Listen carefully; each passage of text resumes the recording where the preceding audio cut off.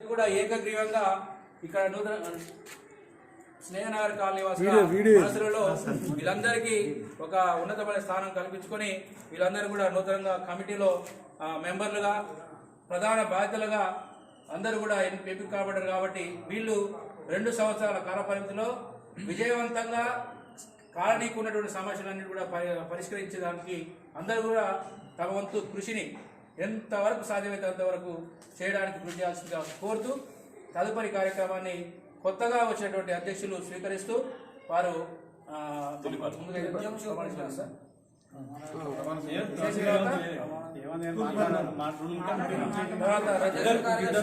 అధ్యక్షులు మాట్లాడాల్సిందిగా కోరుతున్నారు.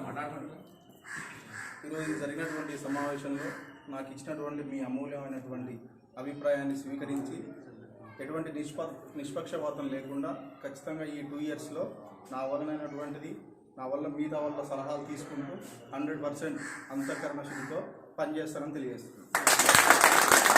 తర్వాత నూతనంగా ఎన్నికబడ్డ ప్రధాన కార్యదర్శి డాక్టర్ ప్రవీణ్ కుమార్ గారు మాట్లాడుతున్నారు.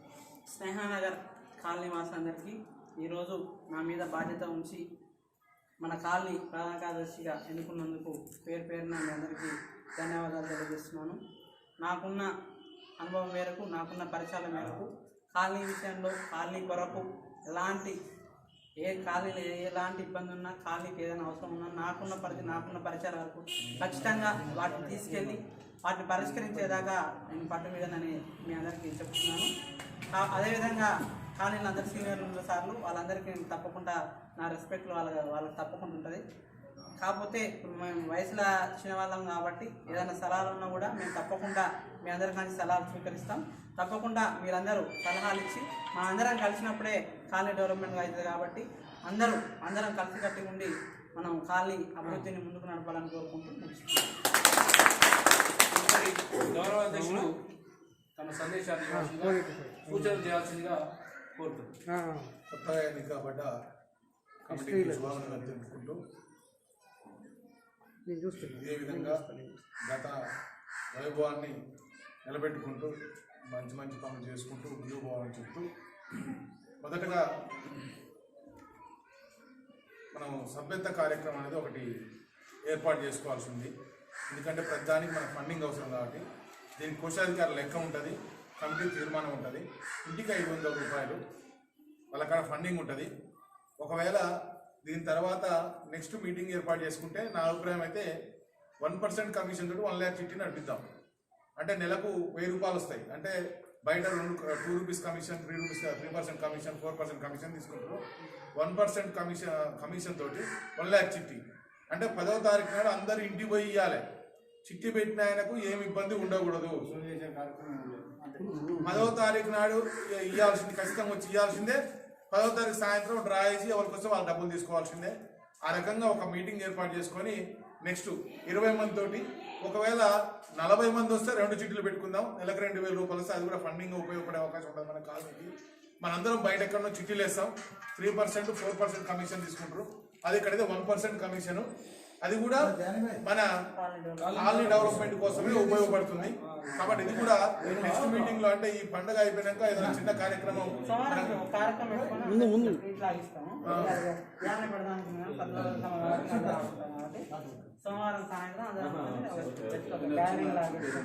సోమవారం నాడు మీటింగ్ ఉందట. ఆ రోజు డిక్లేర్ చేద్దాం. 1 lakh చిట్టి అంటే మన కాడ దాదాపు 100 ఇండ్లు ఉన్నాయి. 100 ఇండ్లు ఉన్నాయి మన కాడ. అంటే మనం దాదాపు 3 చిట్టీలు నడిపించవచ్చు ఎక్కడో వేసే బదులు. అంటే నెలకు 3000 అంటే 12 36,000 అదనపు ఆదాయం వస్తుంది మన కాలనీకి.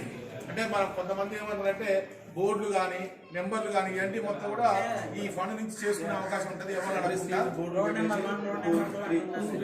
కాబట్టి మన రోజు డిక్లేర్ చేద్దాం. మొదటి చూసి 500, 300 చూడు, ఎందుకంటే అందరు ఇవ్వగలరు హ్యాపీగా.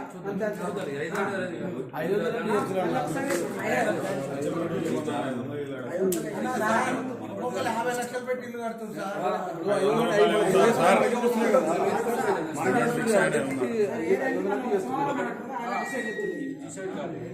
మన సభ్యత్వం అనేది 500 రూపాయలు. సభ్యత్వం సంవత్సరానికి ఒకసారి సభ్యులు. ఇది లేకపోతే మనకు కూడా మళ్ళీ కమిటీని అనడానికి ఒక అర్హత సభ్యత్వంతో వస్తుంది. అంతే కదా. ఎందుకంటే సభ్యత్వంలో వచ్చే రుసుము ఎటుకోదు. మన కమిటీ ఏకాభిప్రాయంతోనైనా ఏదైనా కార్యక్రమానికి ఉపయోగిస్తే తప్ప ఈ రూపాయి ఎటుకోవడానికి అవకాశం లేదు.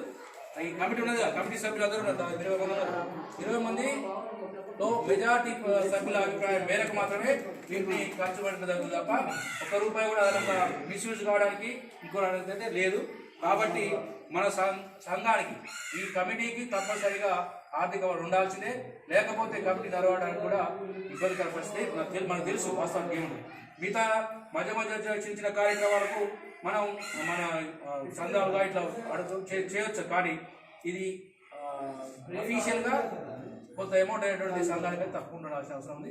కాబట్టి ఇక ఒకరిద్దరు కట్టలేరని పక్క పెడతామండి. మనం అందరినీ ఇబ్బంది పెట్టేది లేదు. సభ్యత్వం రుసుము మాత్రం 500 రూపాయలుగా నిర్ణయించడం జరిగింది.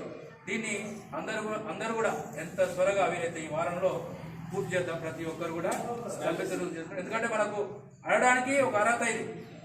మేము సభ్యులుగా ఉన్నాం కాబట్టి మాకు ఈ పని చేయాలంటే చేసిన పడవాలి. చెప్పండి. వచ్చిన వాళ్ళది రాసి పెడితే ఎప్పుడు ఇస్తారని సార్ ఫస్ట్ నా పేరు రాసేయండి. అట్లా ఏంటంటే ఫస్ట్ అధ్యక్ష